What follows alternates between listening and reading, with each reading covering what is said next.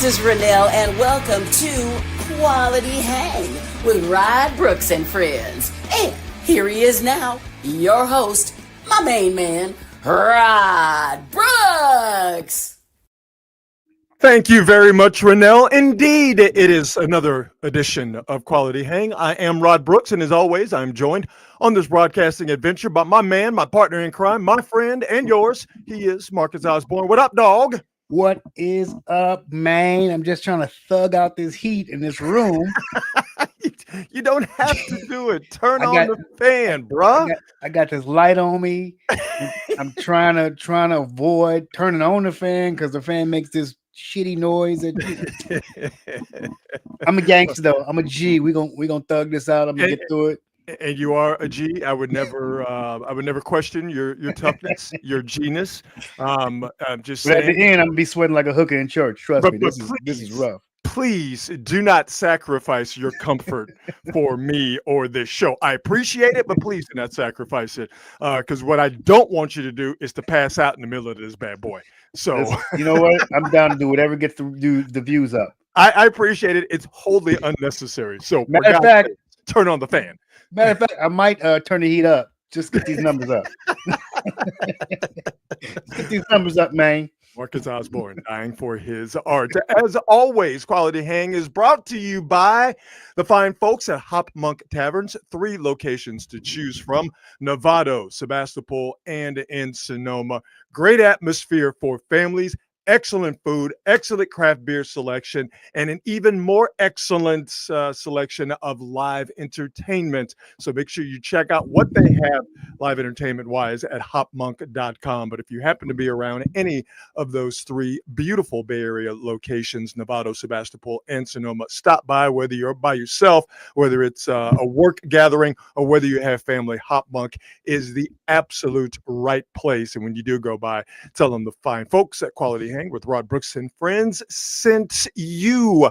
Last weekend, Marcus, it was a party at Brock Purdy's house because he just got broken off something proper to the tune of $265 million, $181 million of those dollars from the Niners to Brock Purdy, absolutely guaranteed. Well, that party has gone from Brock Purdy's house, and it is now currently raging at Fred Warner's house because Fred Warner got broken off something proper today to the tune of 3 years, $63 million, $56 million of that, 57. Let's go ahead and round that up.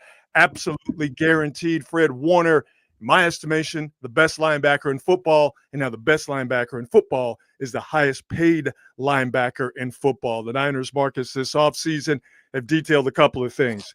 Pay the guys who you're supposed to pay and do it in a timely manner so you don't have the nonsense the Niners have had over the last few years where these negotiations, these contract extensions, what have you, drag into dragging the training camp and the preseason, and that invariably bleeds over into the regular season. The Niners took care of George Kittle. They took care of Brock Purdy, and now they just took care of Fred Warner earlier today.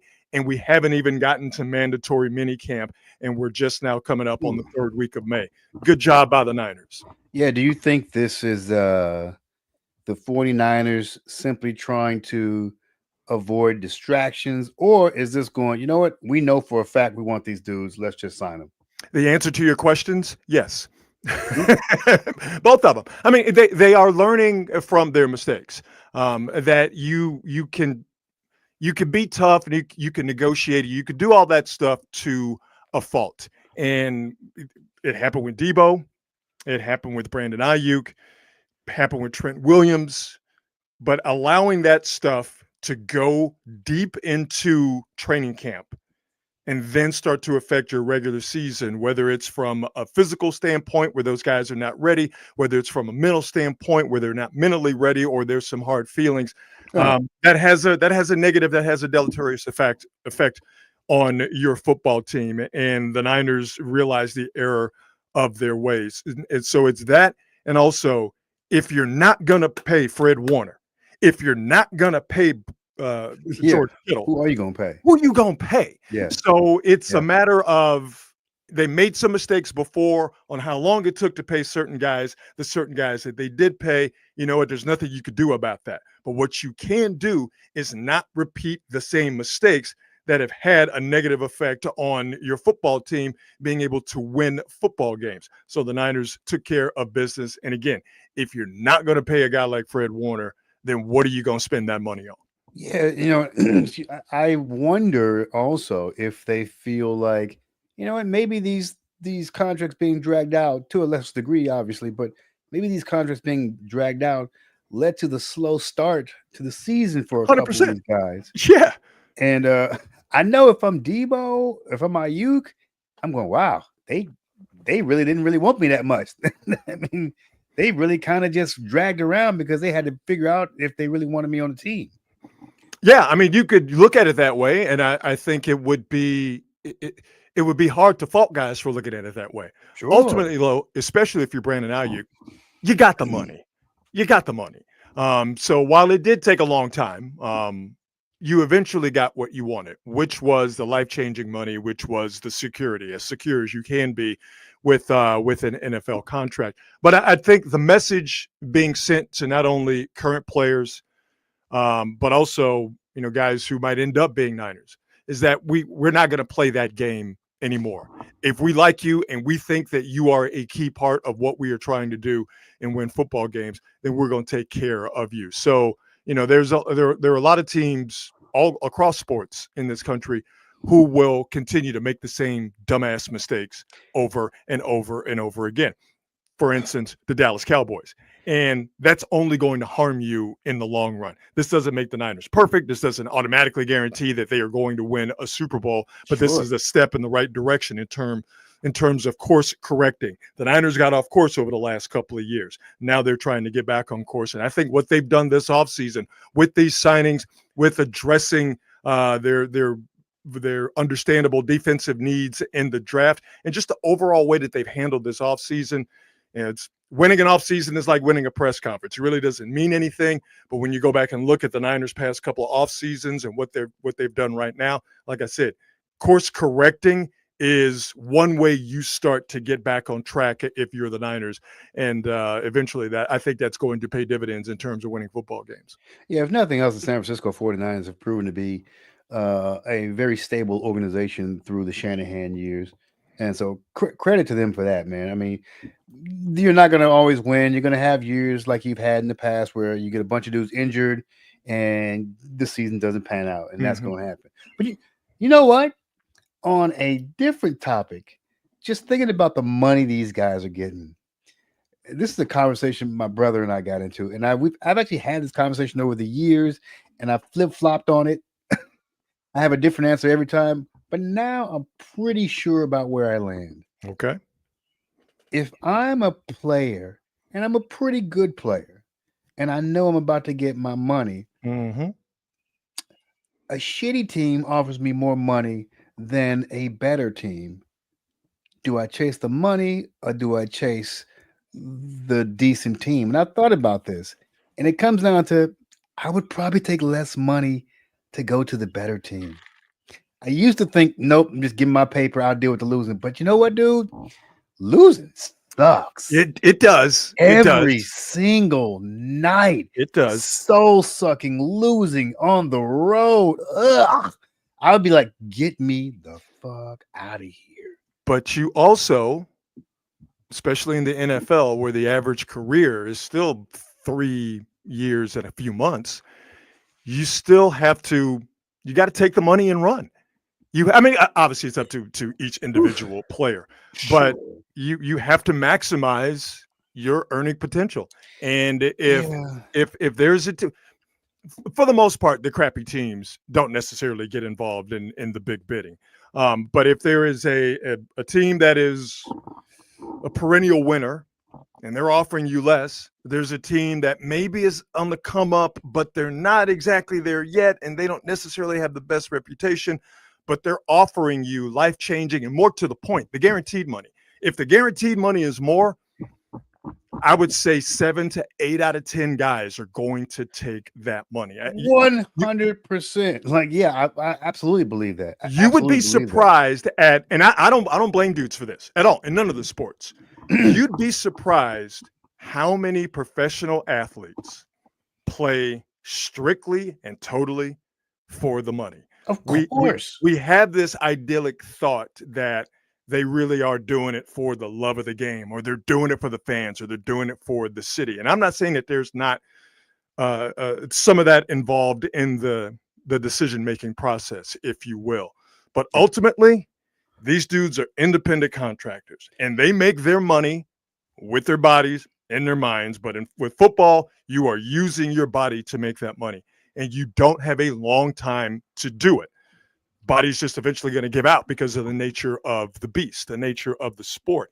And what it comes down to is, hey, man, if I can get more money, but the situation isn't as desirable as the other that's offering me a little bit less, we're still talking millions. Yeah. You know, like they say, what's the difference between $2 million and $6 million? $4 million. $4 million is a lot of money. So there's a lot of guys who play professional sports, and their decision making is based solely on how much money am I getting. Are they going to pay me the most? Then that's the team I'm going to rock with. I absolutely believe that's always the overriding number one factor. And especially for, you know, Patty in Napa is saying what percentage of top elite just play for the money. Yeah. You know, the top players, they're the ones that can be picky. They got and options. choosy because they have options. But the proletariat, the regular cats, the ones who make up the vast majority of, let's just keep it to the NFL, the ones who make up the vast majority of the NFL, they are all about that money. And there is absolutely nothing wrong with that. No, nothing wrong with it. I do believe, though, that at a certain point, when they know that the end is near, they're trying to get that ring. Absolutely. Well, they're trying to get that ring at the end. But if you don't feel financially set, if you don't feel absolutely comfortable in your post playing career life that is rapidly approaching, you're gonna check. I mean, that's how Jerry Rice ended up with the Broncos. You know what I mean? That's how that's why you get great athletes looking weird, and that's why Emmitt Smith ended up as an Arizona Cardinal. Yeah, right. Some people have an obsession, and it's true. Actually, most of the greatest players, it's actually one of the things that separates them from the I wouldn't even say mediocre players, because there's great talent all the time. But I definitely think that one of the things that separates those cats from the others is the obsession with being great. I think it's one of the things that keeps a guy like James Harden from winning, as opposed to a guy like Steph Curry or Kobe Bryant or Michael Jordan. Like, they want their money, but they out there trying to destroy you out there too. Yeah. Like, losing is not acceptable to those guys. No, not at all. Fred Warner, however, is not going to have to worry about making that decision in terms of do I go chase the money or do I go chase the ring? Fred Warner is in a very unique position, and this is credit to Fred Warner working himself up as a safety in BYU, where he came from. Fred Warner, safety in BYU, which is why he has such great coverage skills. Yes. He worked himself from safety at BYU to best linebacker in the business. Physically smart, Fred Warner has it all. And now he is, through all of that hard work, Fred Warner is in the unique position of, I chased that money, I got that money, and I still have the ability and the opportunity with the Niners to chase that ring. So, knowing Fred just a little bit in a professional sense, we don't, exchange Christmas cards. As good a dude as advertised, leader extraordinaire. That's why he has that captaincy on his chest. He is respected by his peers, by his coaches, by the people that he plays against, people that he beats, that he hits. Fred Warner is completely and totally deserving of all that. And Fred, if this gets to you, let me hold a couple of dollars, dog. I know you got it. I know you paid like that. Come on, Fred, break me off a piece, man. 56.7 million guaranteed. Just let me hold a 0.7, dog. And I guess what he's not going to do sucks, that. it's still not nearly the amount of money that basketball players and baseball players make. No, and the stress And that it's he not puts on his guaranteed body. all of it. I No, mean, but I mean, the vast, what is it, 63 over 3 years, and 57 is guaranteed. That's impressive. yeah, oh, he's gonna get that 57. But I think you think about the disparity in pay, 57 million bucks, you guaranteed over 3 years. That's a mid-level basketball player's Oh yeah, salary. Ben Simmons has cleared that twice. Nuts. It's crazy. Ben Simmons has cleared that twice. So yeah, you're exactly right. That's the thing about the NFL, man, is that you are not there for a long time, and while you are making a decent living compared to non-football playing folks, when you compare it to basketball, particularly, and the top baseball players, they are significantly underpaid. But congratulations to Fred Warner. NBA playoffs, no NBA playoff games tonight as the conference finals are set. OKC and Minnesota, Marcus, in the West. The New York Knicks and the Indiana Pacers, old foes, meeting again in the East. A couple of quick notes here about the NBA playoffs. All four teams, top 10 in the NBA in offense. So defense does win championships, but offense, especially in today's NBA, is of extreme importance. By the way, Offense is gonna win you games. But deep, who's the best defensive teams? Oklahoma City. Oklahoma City and I think Minnesota.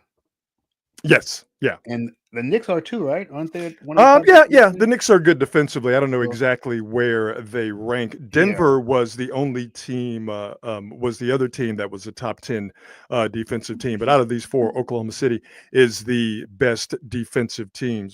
But again, all four of the conference finals combatants are top 10 in offense in the NBA. OKC, Minnesota, Indiana.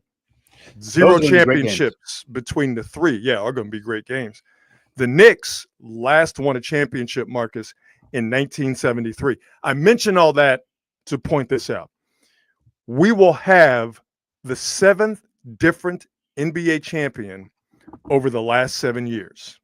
7 years, 7 different champions. Oof. That's the first time that has ever happened in the NBA. And I think the NBA is 79 years. Yeah, 79 years the NBA has been around, since 1946. That's the first time in league history you've had 7 different champions in 7 years. In the previous 7 years, 7 teams won 77. I know there's a lot of sevens here. Won 77% of the NBA championships. And you can guess the teams. Yeah. Lakers, the Celtics, throw the Warriors in there from the recent iteration of the Golden State Warriors, and they're also counting the old Philadelphia Warrior championships, and the Chicago Bulls and the Spurs. You throw the Rockets in there, they got a couple in 94, 95. The Knicks got a couple 70, 73, 72, 73. I forget exactly. The Pistons, obviously, they got a couple. But for the most part, those were the teams that won titles. That's it. We talked about this before. No more, dynasties are seemingly a thing of the past in the NBA. And how does that affect people's perception of the NBA? Is this what the NBA wanted?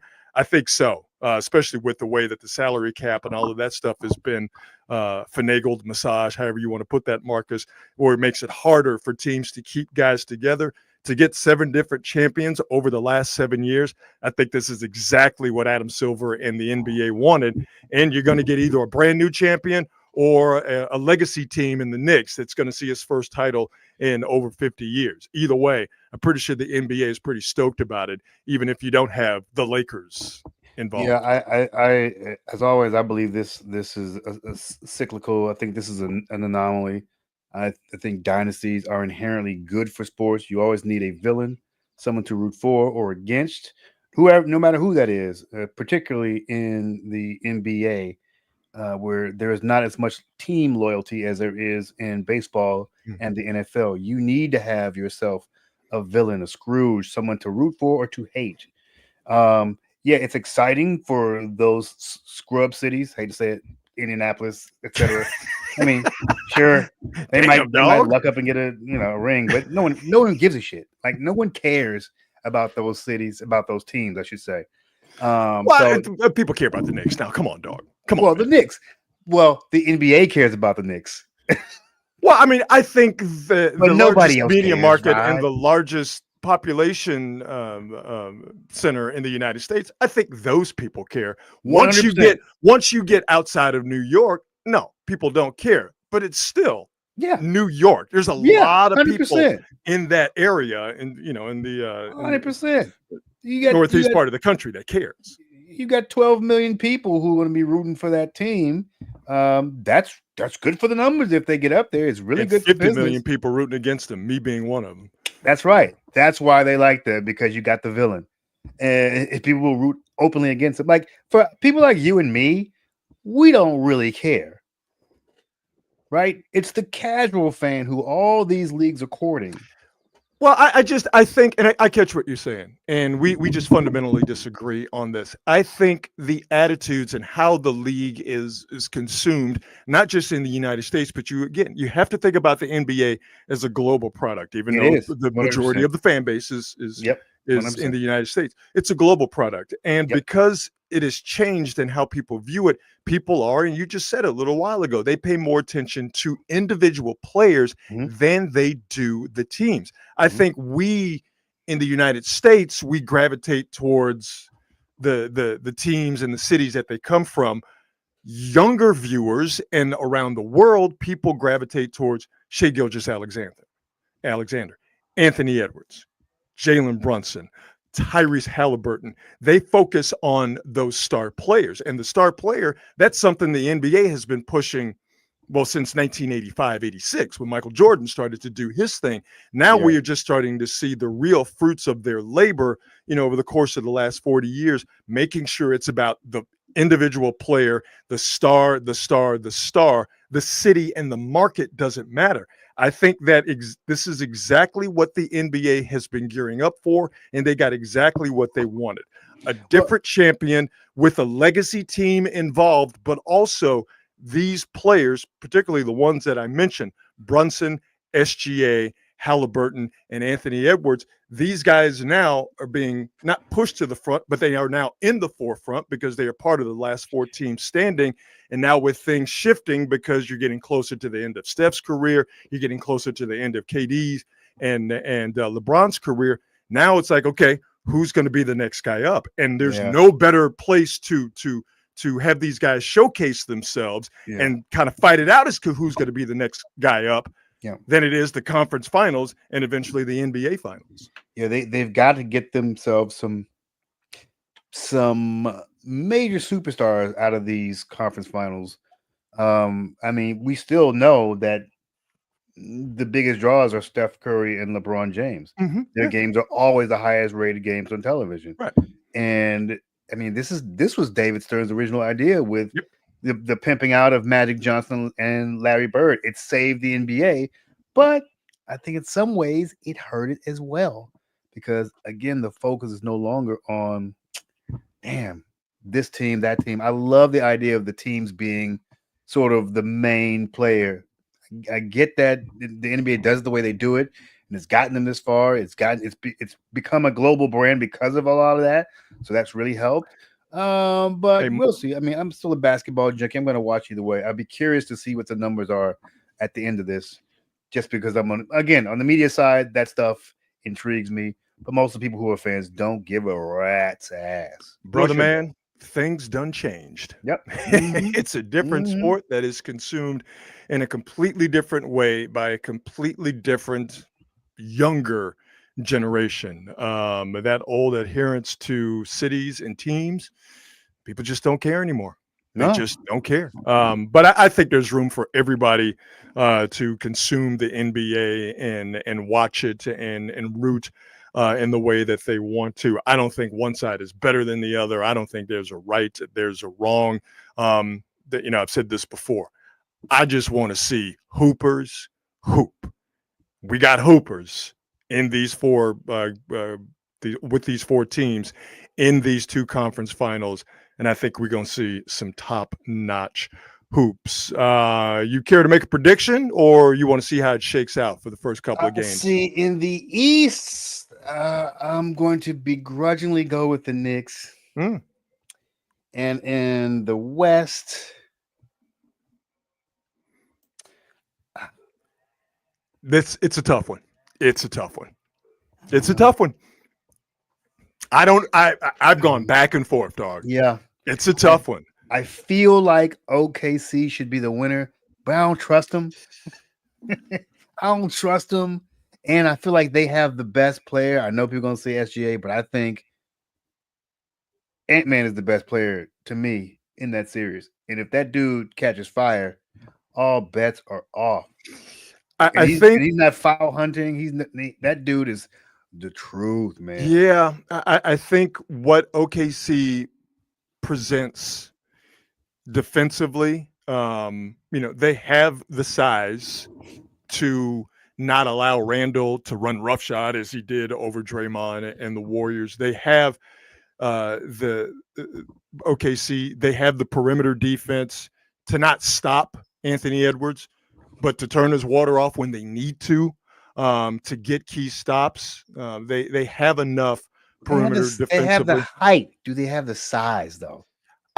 Those guys Hartenstein's going to have to do a lot of work down low. Yeah. But I just think that what they have perimeter defensively, it's not going to be where he has to deal with Randall or he's going to have to deal with Gobert. And he's also going to have to worry about guys just coming at him full bore from the perimeter. So I just think that OKC, I just think what they have perimeter defensive wise, offense that they have, I think that's going to put them over the top. And what they did yesterday, albeit at home, but what they did in the game 7, where it could have got loose from them and could have gotten away from them, they handled their business the way you were supposed to in a game 7 at home against a Denver team that's tired, that's injured, and we'll get to Aaron Gordon in a second.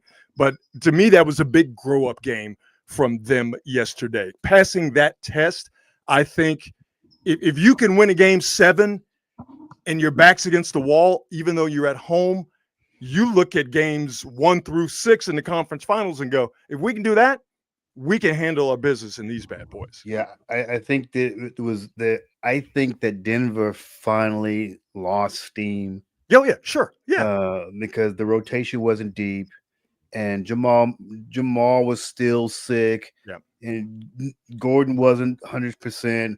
Porter Jr. couldn't shoot. His shoulder is screwed up. And you got Joker out there just basically out there on his own. Yeah. That doesn't take away anything from OKC.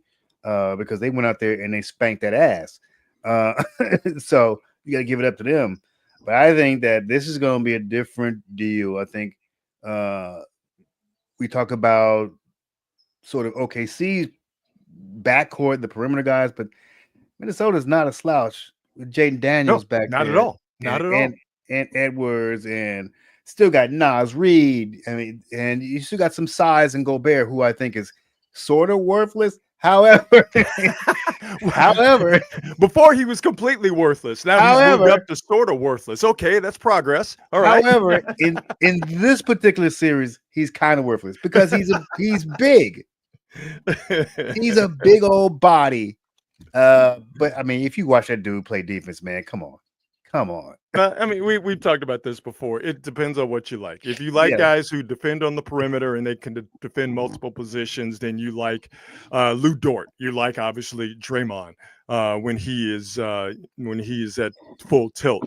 If you like guys who protect the rim and you like guys who block shots, you like Rudy Gobert. It's just it's ice cream. Do you like chocolate? Do you like vanilla? Still ice cream, but it depends on which one you like. So I'm taking OKC and I'm taking the Pacers. I just think that Pacers offense is going to just wear down a Knicks team that, hey man, they're gritty. They grind it out. They got some dogs, as you like to call them. They got some guys who could play. Jalen Brunson, man, how can you not like him? That's what I was gonna say. I just think Jalen Brunson is the most clutch dude in that series. Yeah, but hey, listen, Tyrese Halliburton's pretty damn clutch too. Listen, Tyrese we might have a clutch off. And you know what? We're gonna win. All right. If it's those two guys going back and forth in the fourth quarter, Brunson and Tyrese Halliburton, I will take absolutely.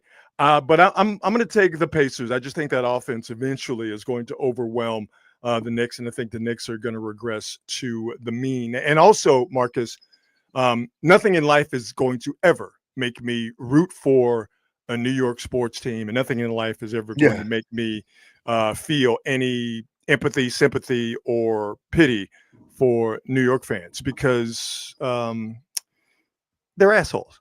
I mean, I know we shouldn't say that. They're children who are watching, but they are. Yeah, I'm sure you've seen the video of Brian Windhorst of ESPN walking back to his hotel and being harassed by some NYC street hooligans. I got an alternate angle of that video, and you'll see that it wasn't just some typical loudmouth New York guy chirping at Windhorst. There were some projectiles being thrown. Oh, Lord. Like, come on, dog. Come on. Now, there's one guy in the Brunson jersey trying to stop the nonsense. But right here, this is where Brian Windhorst, if he was a real G, and of course he's not, I'll play it again. Brian Windhorst should have just turned and just socked that dude. And again, you do that, you're probably going to get all these clowns to get involved. But right here, this guy right here with the camera in his face, you got to smack him in the grill. Yeah, and, some dudes got to be slapped. Like, I'm not above that. Like, sometimes you got to slap some taste out of somebody's mouth. And let's make an example. I understand being excited about your squad. All right.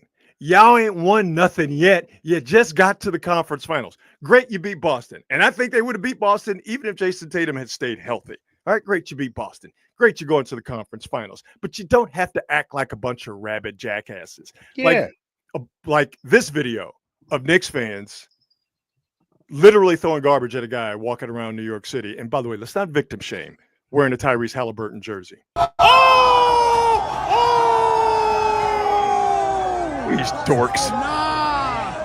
Now right here, old boy realizes, like, I can't fight back. Yeah. So she's trying to save the day. Look at these fools, man. Yo, nah. Now, of course, it's really easy to throw garbage at people in New York City because there's always garbage on the streets of New York City. And I'm New York City snow is literally trash. It hits the ground and it immediately turns gray. You've seen it. Like, snow is beautiful. Oh, yeah, it's crazy. You look out there and it's like, oh my God, this snow is the dirtiest goddamn snow I've ever seen. It's disgusting. It's absolutely disgusting. Awful. And this fan behavior is disgusting. And obviously, marauding bands of Knick fans that does not speak for, in essence, the entire fan base. But control your peoples. Control yourself. Yeah, man, let's get it together. Act like you've been there. But they haven't. You haven't. My bad. My bad. What a bunch of jackasses. All right, let's get into it. Angel Reese and Caitlin Clark. WNBA discourse, period, is nonsense. Angel Reese and Caitlin Clark just takes it to an unnecessary level. WNBA season has started. Angel Reese, Caitlin Clark, their respective teams got together over the weekend, and Angel Reese and Caitlin Clark got together. Check out the following video. In the aftermath, everyone in the arena had to know okay. the foul was coming. That's hooping, right? Yep. That's just a hard foul. No layups, right? You don't get that. You don't get that. And Angel Reese, that's basketball. That's just what it is. That's Angel Reese was about to get an open layup. Caitlin Clark, rightfully so, stopped her from getting that layup. Yep. Okay, good, hard foul. Even if the roles were reversed, same thing. Yeah. Open layup, good, hard foul. Angel Reese's reaction, understandable. Caitlin Clark, like, I'm gonna go ahead and keep stepping. Her reaction, understandable. Just normal basketball, right, Marcus? But yes, and by the way, that is the Caitlin Clark move. She always does that kind of stuff and then just casually walks away. Yeah, that's what you should do. She's just so G about it. Yeah. Casually walks away. Oh, what? ain't nothing. I did my job. Yeah. They called the foul. All right. I love it. I'm going I over here love with my it. people. And again, Angel Reese's her reaction. Yeah. Nothing wrong with that. She didn't do Nah. anything. She didn't throw a hand. She didn't do anything. She got up, start barking, start chirping, Yeah. which is what you're supposed to do. That makes it exciting. Exactly. I don't care if it's the WNBA, Yep. the NBA, the G League, NCAA, or if you're getting run at 24-hour fitness. Hard foul. That's You right. get up, you talk about it. There's testosterone, or I guess in this place, in this instance, estrogen presentation, and then you keep it moving. But because this is the WNBA, and people just don't know how to talk about women's basketball. And by the way, how do you talk about women's basketball? The same way you talk about dudes basketball. Yeah. It's just basketball. That's But it. because people don't know how to talk about the NBA, and they do not know how to talk about Caitlin Clark and Angel Reese without just losing their minds, guess what happened as soon as this foul took place? People lost their ever-loving minds. Yeah. I saw Robert Griffith Jr. go off. Oh, Jesus. Oh my God. this- Angel Reese hates Caitlin Clark. It's not just basketball. This is real hate. And I know, like, shut up. Shut up. Hey, man, you know what? We might have to have, and KD's right about this when he clapped back at old boy on Fox.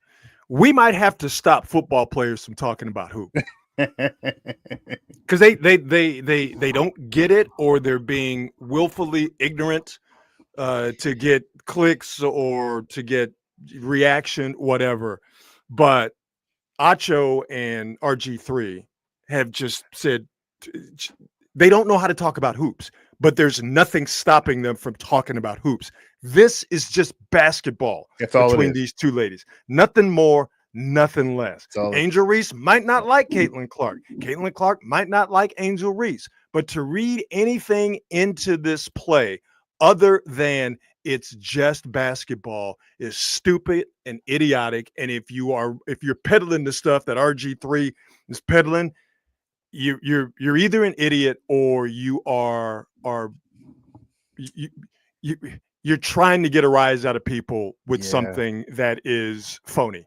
Either way, it's not cool. I mean, listen, here's the ultimately, this is exactly what the WNBA wants. They want people talking about their sport. They want people getting emotional. Listen, fans aren't real fans unless they get emotional about it. So they got to get emotional about it. And luckily for them, they are inspiring people to get emotional about it. They got lucky that they brought an NBA, a rivalry from college on into the NBA. It's already a known commodity. It's very similar to Bird and Magic. It's a known commodity. Whenever these two teams play, no matter how sorry one of them is, Chicago. I was about to say, didn't they get beat by 30? Yeah. No matter how sorry they are, they're going to put that on TV, and there's going to be fireworks between them. We know that for a fact. But yeah, Chicago's bad. They're bad. It's a one game, but their offense is atrocious. Yeah. I watched the entire game, by the way. Atrocious. You did? I'm sorry. I mean, I watched the Valkyries the other night. I watched Dallas this evening. I watched Paige Beckers get off. They lost, but she's gonna be nice. But again, it's what I said before. It's hoop. Mm-hmm. It's hoop. You can talk about the WNBA. You can talk about Reese and Clark without it being just goofy, without it being weird. Like, it's possible. It's absolutely possible. Yet they're people who are acting in bad faith. Like I said, they're either stupid or they're acting in bad faith. For sure. I don't know which one it is with RG3. Probably bad faith because he did go to Baylor, and people go to Baylor are not to be trusted. But it's so weird, and at times it's just so gross to see people latch onto these two young ladies, these two talented professional athletes, these two hoopers, they latch on to them and their story to try and prop up their own agenda. I just find that to be gross. Yeah, I mean, that's just honestly, people are out here trying to make a lane with a hot take and everybody's trying to get attention. It's an attention economy, especially in the content world. You've got to say stuff that's outrageous. You've got to be provocative. And I don't mind outrageous and I don't mind provocative. I actually love both those. If you're somebody who is genuine in what they're saying, as opposed to the Skip Baylesses of the world who just say shit just to say it. Yeah, and there's nothing that makes me believe that RG3 is genuine. Nothing. You know what I mean? Absolutely nothing. It ain't got nothing to do with who he's married to. It ain't got nothing to do. Nothing. And I could be wrong, by the way. I could be completely wrong. There's nothing about him. But I don't get to that me is genuine. I just don't. I don't get it either. But yeah, WNBA discourse is just weird, man. Just weird, especially when it involves those two ladies. A's and the Giants played over the weekend. Many of you probably didn't pay much attention to that. Nope. Because it is, 3 of 162 baseball games. So it's kind of hard to get excited. And also, the A's are no longer in the Bay Area. The A's, if you are new to this, are now in Sacramento. But there's still the opportunity for the A's and the Giants to play. And they did that over the weekend. Well, Marcus, you mentioned this on social media over the weekend. There was a banner that was put up by the Giants to show support and solidarity with the folks in the East Bay who are mourning the baseball team that was ripped from them by awful human being John Fisher. The Giants put up this banner in right center field at Oracle Park this past weekend. And for those who are listening to Quality Hang, why are they gaslighting me, Rod? Why are they gaslighting me? The Giants put up a banner that says 415, the area code for San Francisco, loves. There's a heart in between 415 and 510, the area code for Oakland and the East Bay. 415 loves the 510. Now, on its surface, that's Bay love. The 415 got big love for the 510. Sure, it's reciprocated. The 510 got big love for the 415. But when you look at this in pure baseball terms, the 415 represents the San Francisco Giants. The 510 represented the Oakland Athletics. Who had a hand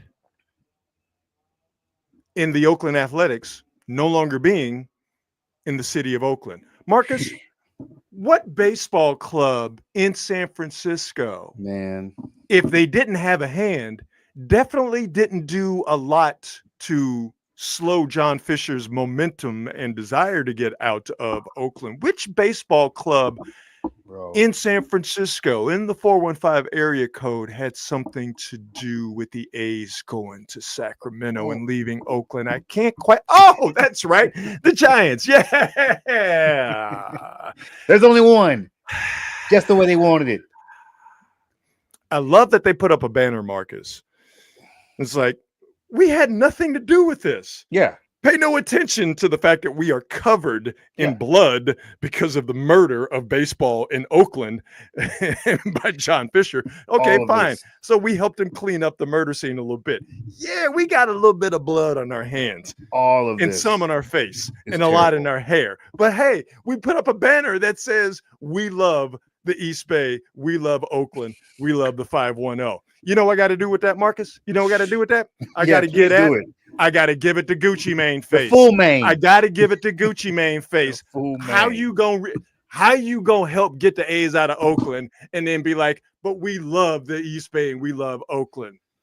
Well, and it's so deep, right? I don't know. You may have been here then, but the Giants, also a team that was supposed to leave the Bay Area multiple times. They were supposed to go to St. Petersburg, Tampa. That's right. The last time they were supposed to leave, the Oakland A's actually assisted the Giants staying. That's when Walter Haas owned the team, right? By the way, God bless Walter Haas. Literally the best owner in the Bay Area. I mean, and I'm not the Bay Area, but in terms of baseball teams, Walter Haas was a guy who genuinely loved the Oakland Athletics. He spent money on that team, even when he was overpaying. He would lose money some years, but that dude loved the A's. And there's a whole like the team must be in Oakland type of thing that he left in his will that the kids ended up fighting over. And there's a whole story. That's how the A's ended up being able to leave, but that's a whole different story for another day. But it's because of that fight over the will that the A's ended up having the ability to leave. But the A's gave up territorial rights to San Jose so that the Giants could stay in San Francisco. Yep. And the Giants held on to those territorial rights in San Jose, understandably so. But that's part of the reason why the A's and why John Fisher eventually got what they wanted, which is to get out of Oakland. So yeah, the Giants. You got some green and gold blood on your hands. Yeah, all right? Tell the story we see it. Because and to use that green and gold blood to make up that banner. Yes, we see what you're doing. Yes, we got to give that. For those of you who do not know, the Giants were not passive in this whole thing. No, they voted in favor of waiving the Oakland A's relocation rights payments, and they voted to allow the A's to move. So they are actively involved in the relocation of the A's. This is why that banner is so gaslighty. Yeah, but hey, it's a cute sentiment. Yes, that means absolutely nothing. It means absolutely nothing. So we see you, Giants, and we ain't buying it. All right, what you got on your mind? I know you got some stuff you want to get into. Yeah, dude. Tom Cruise has a movie coming out. You don't say, really? The latest installment of Mission Impossible. Or AKA Tom Cruise trying to kill himself on film. Dude, listen. I actually did a little mini marathon the other night because I haven't seen a handful of the Mission Impossible films.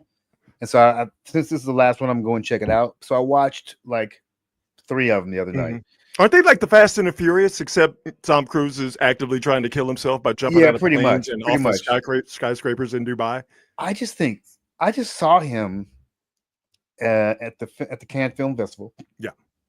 Bro is looking aged. He's 62 and he's looking it. And he's got that hair colored. And you know how dudes look old and you know the hair does not match. Like Tom is not looking good, man. Yeah. Well, I mean, Tom Cruise has had some of the best plastic surgery you've ever seen. Oh but my God. Father Time is undefeated, dog. Undefeated. Concrete and Father Time batting 1,000. Eventually, he gonna get you. I don't care how much money you spend. I don't care what plastic surgeon you go to. I don't care if you go to Turkey and you get the full treatment where they fix your hair up real nice.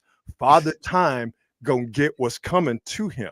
And Tom Cruise is the way you're putting it. Tom Cruise right now. Maybe that's why he's trying to kill himself on film. Because we're finally starting to see Tom Cruise look old. Because he had a good 25-year stretch where you're like, yo, dog, we might be watching someone who has absolutely done a deal with the devil because Tom Cruise is not aging. Or either that or that Scientology thing is really working. Bro, that Scientology thing. It is coming.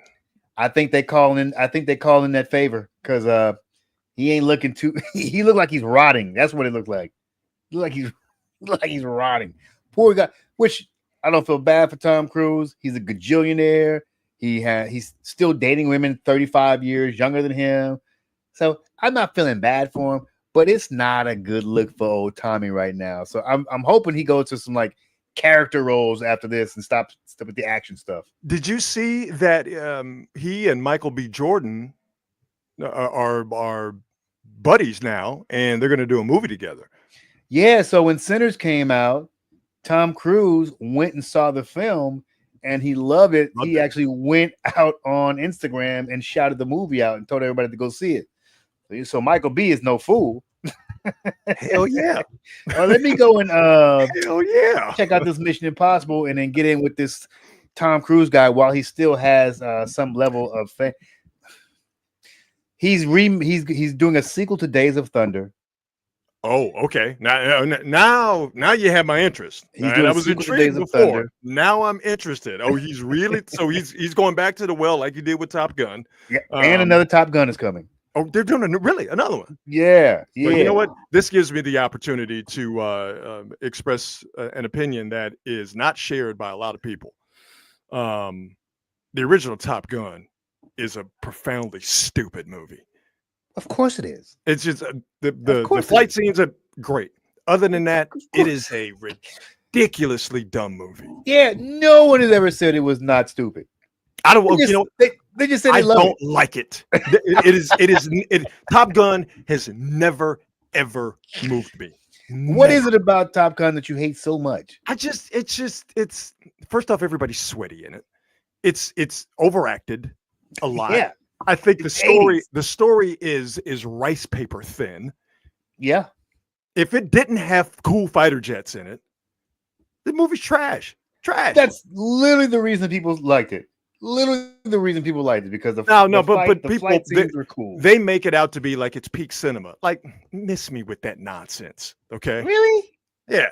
I have to say, I have not gotten that. I think people put that movie in the space in which it deserves. It's not like an Oscar caliber film. It's 80s popcorn shit. And that's kind of where it should stay. Like, if anybody's saying these are, although I think the last one got nominated for an Oscar. I think it might even been nominated for Best Picture. See, come on. No, I will say it's pretty damn good. Pretty damn good. I ain't buying it. Plus, they had a good cast. You can get away with a good cast and some special effects. You can get away with some stuff. What else? You Oh, got? by the way, went to see Final Destination. Now, see, here we go. Film snob Marcus. So All right. good. If you like His scary guilty movies, pleasure is watching people die in movies. Well, did I tell you? You know the Final Destination premise, right? Yes. So, and for those of you who don't, the Final Destination premise is the idea that death has a plan for everyone, and sometimes someone disrupts that plan. Death gets pissed off, comes back around and get him. So I feel like I had my own Final Destination moment. Years ago, I would be coming home from work late at night. Oh, Jesus. Late at night. And so I'm getting off the off ramp at the same place all the time. Stop at the light at the end of the off ramp, right? Yeah. Red light. As soon as the light turns green, I'm like Formula One. I'm hitting the gas. I'm not waiting. Hit the gas. Did this for years. One night, I get down there. I'm at the light. The light turns green. For whatever reason, I decided to hesitate for a couple of seconds. And it was just a couple of seconds. And as I hit the gas, a big ass 18-wheeler runs the red light. And I freaked the fuck out. Like, that was my Final Destination. I'm like, holy shit. If I had done what I usually do, I would have been splattered everywhere. So do you think that death is currently chasing you right now to atone for that near miss however many years ago? Of course it is. And Okay, well, now I can't hang out with you anymore. it's just me, though. That's it. It's just me. It's like that old Robin Harris joke. He's like, well, you get on an airplane. Well, you don't have to worry about it. If it's not your time to die, you're not going to die. Well, he was like, well, what if it's the pilot's time to die? All right. What if the two of us, we kicking it, we having a good time at the game, and then next thing you know, all of a sudden, there's some sort of explosion, and you get caught. You get got because death finally catches up with you, and I'm just a collateral damage. We can't hang out no more. That means it was your time too. Oh, yeah, you know what, man? Screw you. You're probably right. My latest obsession, and if you caught Quality Hang on Friday when we went live, you know that my newest obsession are the prisoners who escaped from jail in New Orleans. There were 10 prisoners who escaped from the New Orleans City Jail, and they were out and about. Now, out of the 10, 3 of them have been caught. They caught one guy today, Marcus, sleeping on a bus stop bench in New Orleans East. Literally the east side of New Orleans, for folks who don't know that term.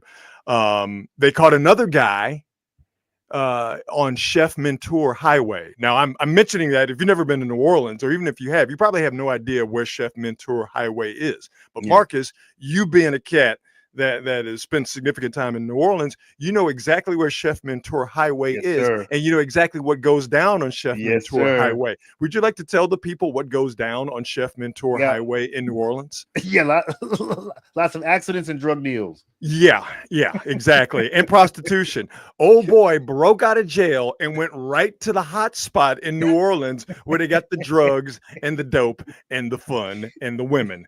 He's like, yeah, I've been in there too long, and before I go back, I'm gonna get mine. It's party time.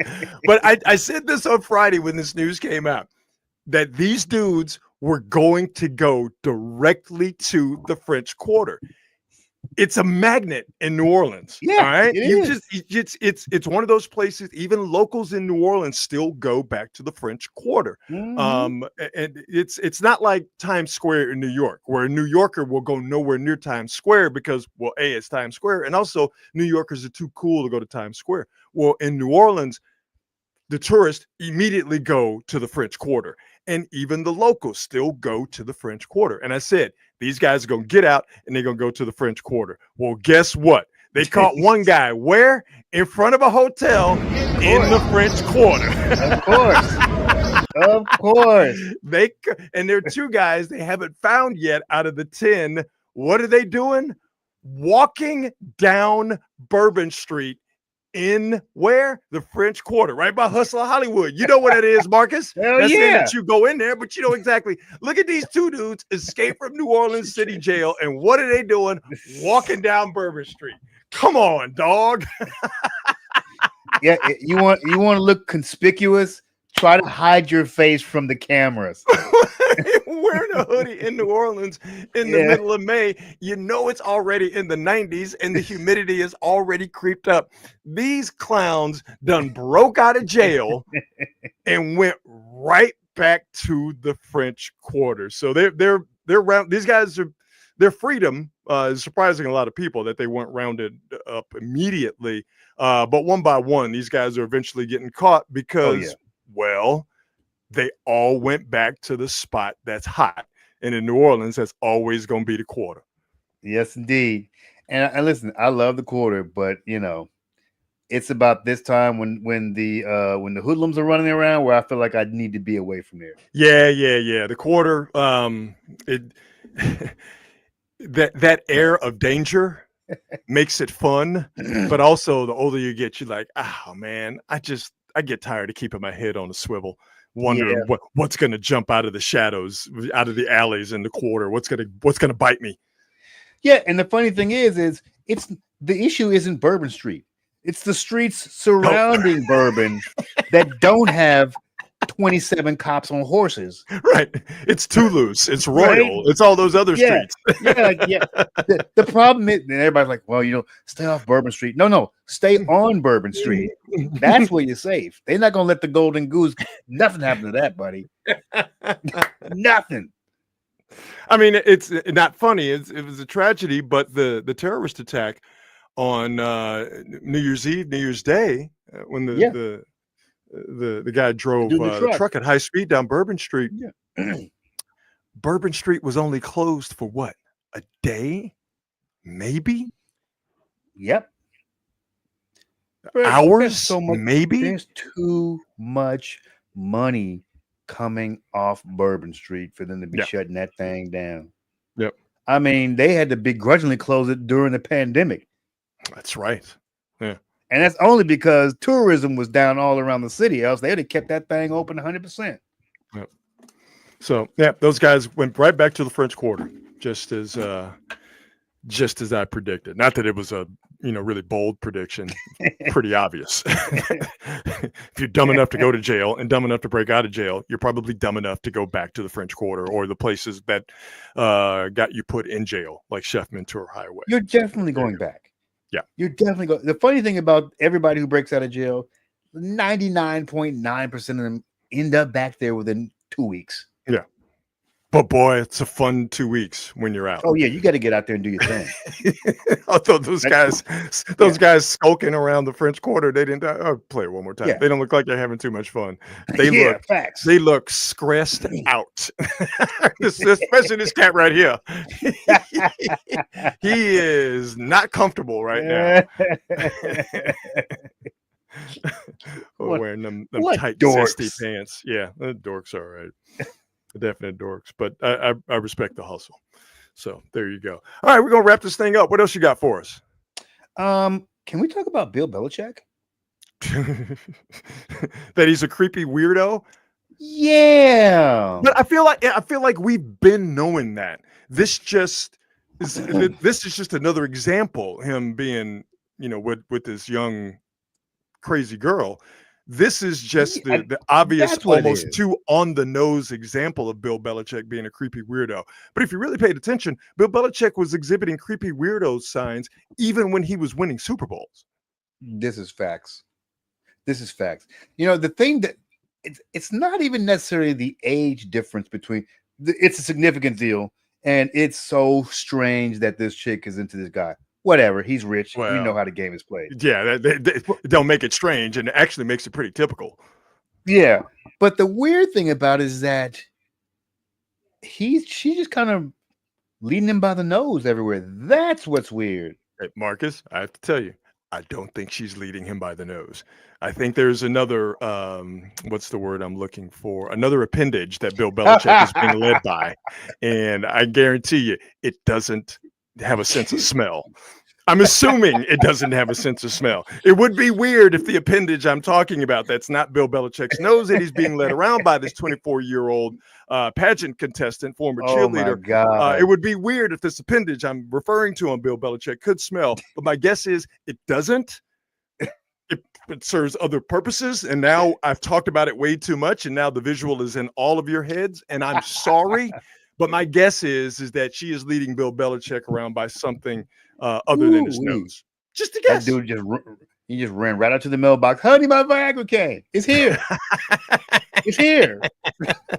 I got it. She clearly is what's the word I'm looking for? She's a level jumper. She's someone that's looking for those steps up in life, and she lets on the Bill Belichick, and she is going through that playbook of young girl finds rich old dude, and she is following that playbook step by step by step.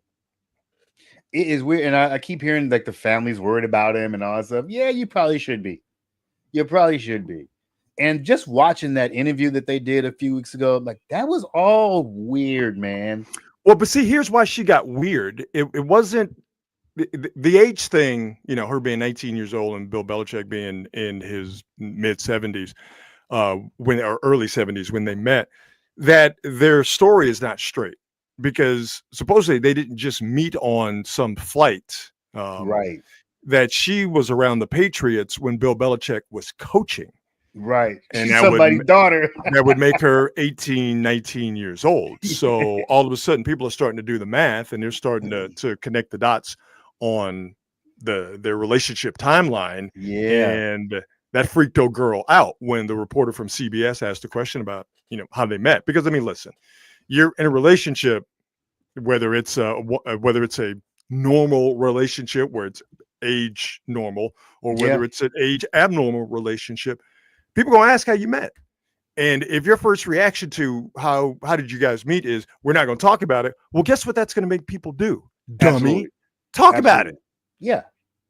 Like, especially when you're flaunting this relationship publicly and you are a public person. Yeah, dude, people are gonna ask you about it. They're gonna ask questions about it. If you don't, by the way, there's plenty of people who don't make their relationships public and they're public personalities. Joy Taylor is one of them. See, here you go.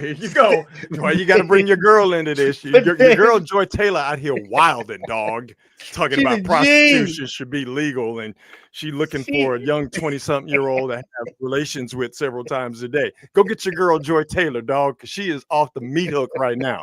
Stop it, man. Look, calm down, girl. Lord have mercy. That's Marcus's girl. Lord have mercy. We were at the NABJ, the National Association of Black Journalists convention in Vegas a couple of years ago, and I literally had to restrain Marcus from running up to her at a party. And you know what? She's probably an asshole. I mean, I don't want to, publicly besmirch her. I'm just going to go on what she has said over the last few days and just remark that old girl is just saying some really wild, provocative stuff. And I love it. I'm not gonna. I know you do. I love it. I love it. I love it. I love it. I hate to tell you, if she's talking about she wants her young man, I think you might be out of her age range. She looking to kind of do that not reverse Belichick. I think. I don't know, but anyway, I don't know if you have a chance. I'm rooting for you. I want it to happen for you. I just don't think it's going to. But hey, man, if you get the opportunity, I'm right there with you, dog. Thank you. You're welcome. Hey, man, I'm your boy. We boys, man. Indeed. We family is what we are. So hey, man, if that's what the heart wants. If that's what Marcus's heart wants, then my heart wants that for Marcus's heart. So that's how we get down. Best thing I've heard today is how we always like to wrap up the show. Best thing I heard today, Soundgarden, one of my favorite bands, representing them today. The T-shirts. Chris Cornell passed away 7 years ago. Yeah. I think on Sunday, 7 years ago on the 18th, 17th or 18th, I forget exactly. But anyway, Chris Cornell passed away by suicide, unfortunately, 7 years ago. And Soundgarden announced today that they are releasing an album featuring vocals from the dearly missed Chris Cornell, recorded before his death in May of 2017, as I mentioned. This coincides with Soundgarden being introduced into the Rock and Roll Hall of Fame later on this year. So someone, myself, who is a big Soundgarden fan, and I believe that Chris Cornell is one of the greatest vocalists in American pop music history. It's nice that Soundgarden is going to provide some closure to us, the fans, and give us one final full-throated Soundgarden album, even though Chris Cornell is not here. Yeah, I'm was really excited to hear that. Clearly the best thing I've heard today. So, they were on my list of bands when they broke up. Like, I don't think I'm ever going to see them again, and if I do, it'll be great. And then they got back together. I was able to see them. I was able to see them a couple of times, and was going to go see them on the tour they were on when Chris Cornell killed himself in Detroit 7 years ago. So I'm glad I got a chance to see them. Their albums still resonate with me and a lot of people to this day. But this album coming up with vocals from Cornell, recorded before his death, I think is going to hit the streets. Going to hit the streets pretty hard. So yeah, Soundgarden. Nice album with Chris Cornell. That's the best thing I've heard today. Nicely done. Best thing I've heard today was Sir Denzel Washington giving one of these paparazzos the business. I saw that. At the Cannes Film Festival. I mean, and what's funny is, and you know this look, Rod, the old black man giving you that finger, warning you, don't do it. Don't do it. Don't make me take off my belt and get to whooping you. And Denzel I wish we had that video. Yeah, he got up in that dude's face, and he was dead serious. I'm like, oh, Denzel is like, and plus, people think Denzel is like, some Mr. Nice Guy. That dude was a gangster. Hey, Denzel is a dude from New York in the late '60s and the '70s. We've all seen the video. I mean, it's turned into a meme. But when he's doing an interview and he says to somebody, "Oh, I'm leaving here with something," like that was the real Denzel. Yeah. Oh, I'm leaving here with something. Like that wasn't, Denzel, the Oscar-winning actor. That wasn't Denzel, the suave gentleman. That wasn't Denzel, the husband and father. That was Denzel, Facts. the real brother. And that wasn't Denzel, the now ordained minister.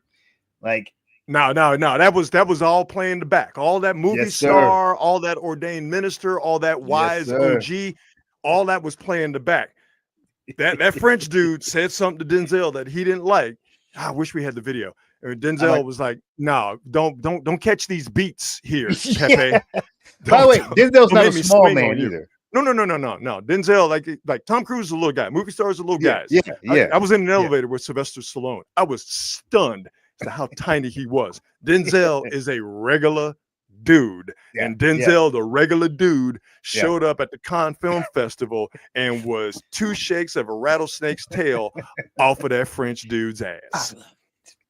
I love it because I hate those paparazzi dudes so much. I hate them so much, man. And I love it when somebody like Denzel, who is not going to try to be Mr. Nice Guy, he's just going. Denzel Washington does not have to play the role and play the fool for nobody. He is certified. He is bona fide, and also, he's got that old man ethos of what you gonna do. And the old man Scrimph. He got one good game left in him, and you don't want to be that game. And I guarantee you, that's what he told that French paparazzi guy today at the Cannes Film Festival. I got one more ass whooping in me, and you don't want to be the beneficiary of it. So yeah, next quality hang we do, I'm gonna show that video because it is. I don't know if we're describing it accurately enough, but whatever you have in your mind's eye, like multiply that by 5. It was that good. Yeah. Denzel was giving the business for real. For real. All right, folks, another edition of Quality Hang. We always appreciate it when you hang with us, and we always appreciate our presenting sponsor, Hop Monk Taverns. 3 locations to choose from. They have everything you need in Sebastopol, in Novato, and in Sonoma. Great food, great atmosphere, and great live music. Check out what they have live music-wise coming up at their website, hopmonk.com. Marcus, as always, it was a stone groove, my man. Yes, sir. And to all of the quality hangers in the comments, you guys were active. I tried to get up as many of on them on the screen. But we love it when you guys get active. We love that you guys are crafting a community, this natural, organic community of quality hangers, as you have come to call yourself. We see it happening, and it makes us feel really good that you guys are not only watching and participating, but you're getting together amongst yourselves to have a great time. We hope it will continue. We know that it will continue. A programming note: no live quality hang this Wednesday, but we will go back-to-back live on Thursday and Friday as we did last week. So Marcus, let's do it again on Thursday, my brother. How about it? Let's do it, baby. All right, everybody. Again, thanks for hanging with us, and more importantly, be good and be good at it. We'll see you on Thursday at 8.